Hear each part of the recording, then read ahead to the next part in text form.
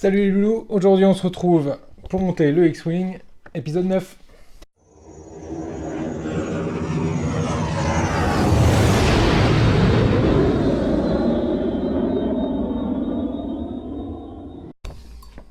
Alors, sans tarder, on va voir un peu ce qu'il y a dans ce fascicule aujourd'hui. Donc on va retrouver des dessins conceptuels de McCary, toujours sympathique à voir.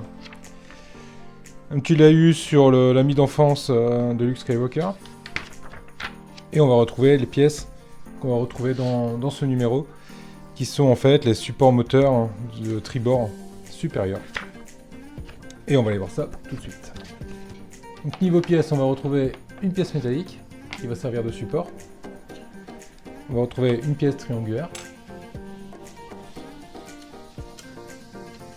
Et enfin, une petite pièce.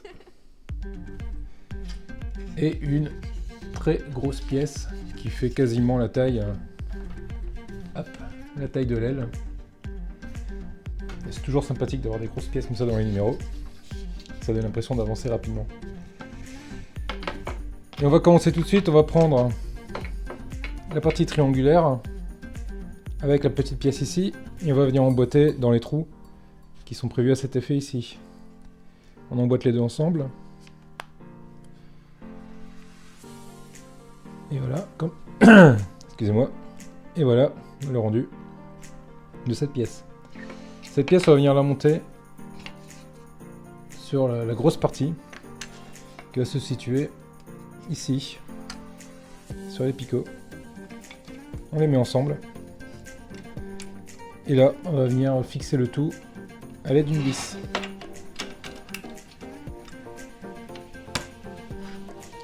Et la vis en question est une XW02 qu'on va venir mettre ici.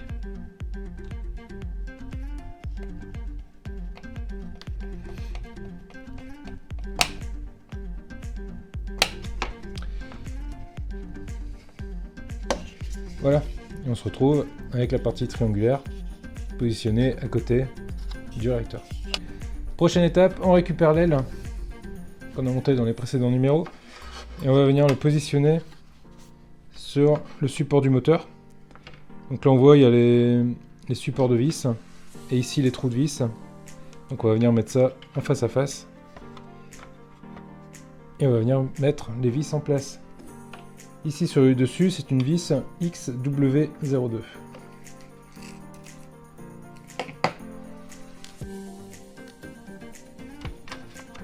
On vient visser là.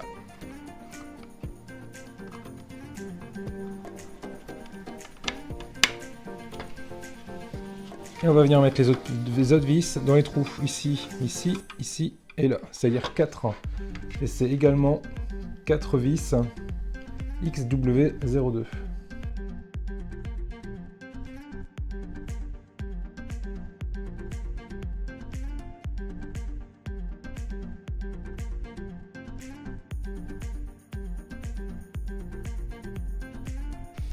Et voilà qui est fait. Donc les deux parties sont assemblées. Alors, regardez-moi la taille de cette aile. Super cool. Et enfin, dernière étape, la petite pièce métallique qu'on va venir mettre ici par-dessus.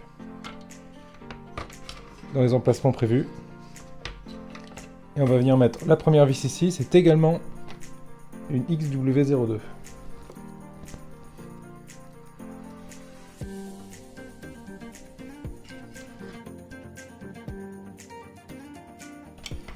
Ensuite, on va aller chercher cette fois-ci des XW03, donc elles sont plus petites. Et on va venir les mettre dans les deux trous qu'il y a ici, juste au-dessus de la sortie du réacteur. On va mettre la première.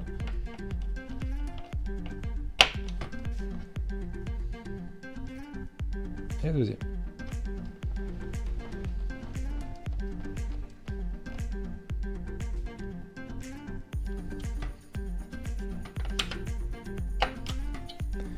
Et voilà. Donc pour le moment, ici il reste un emplacement pour mettre une vis, mais il nous est demandé de ne pas la mettre, étant donné qu'elle sera montée plus tard. Il y a certainement encore une autre pièce qui va venir ici, parce que je vois, il va sûrement y avoir un renfort en plus qui va venir se rajouter. Donc voilà de quoi est composé le numéro 9, voilà où nous en sommes arrivés. Ma foi, ça fait une belle pièce. Là. Faudra refaire ça 4 fois. C'est plutôt pas mal. Alors, avant de se quitter, je voulais vous montrer quelque chose.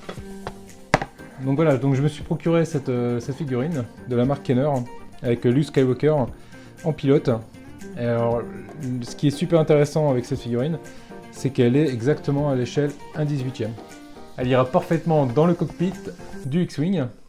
Et... Oh, bien sûr, faut les laisser tout de suite. Allez, on va l'ouvrir.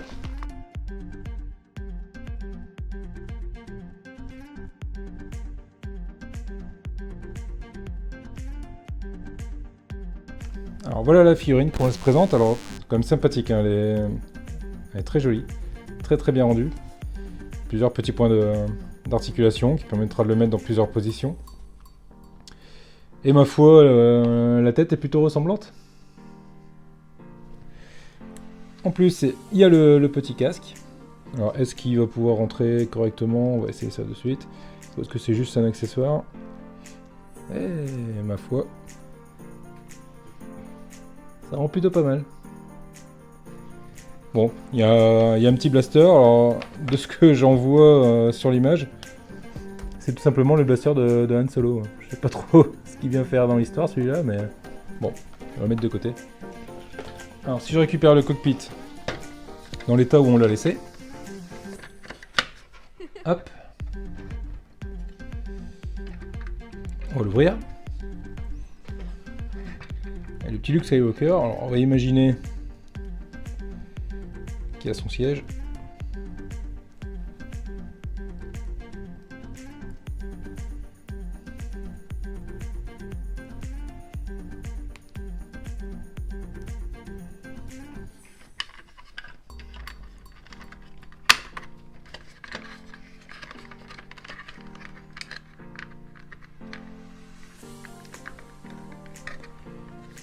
Et ma foi,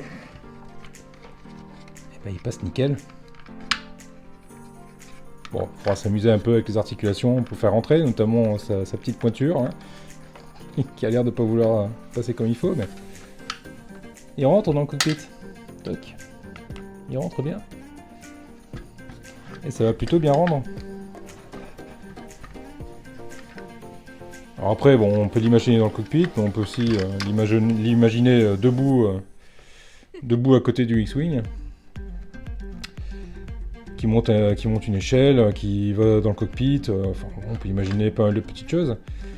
Et à côté du R2-D2, hop, je vais retirer le cockpit. Le R2-D2 est censé lui arriver à la taille, et c'est exactement ce qui se passe. Il lui arrive bien à la taille. Donc le lien pour pouvoir acheter ces figurines, si elles vous intéressent, je l'ai trouvé sur Amazon.com. Sur Amazon.fr, je ne l'ai pas trouvé.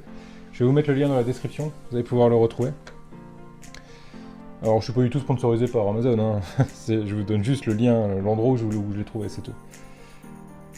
Ça peut être un peu plus intéressant pour la maquette. Bon, bah c'est tout ce que j'ai à vous dire. Comme d'habitude, abonnez-vous. N'hésitez pas à mettre un petit pouce bleu si ça vous a plu. Et bah, je vous dis à très vite les loulous. Salut! Dans le cockpit du Faucon. Elle ira parfaitement dans le cockpit.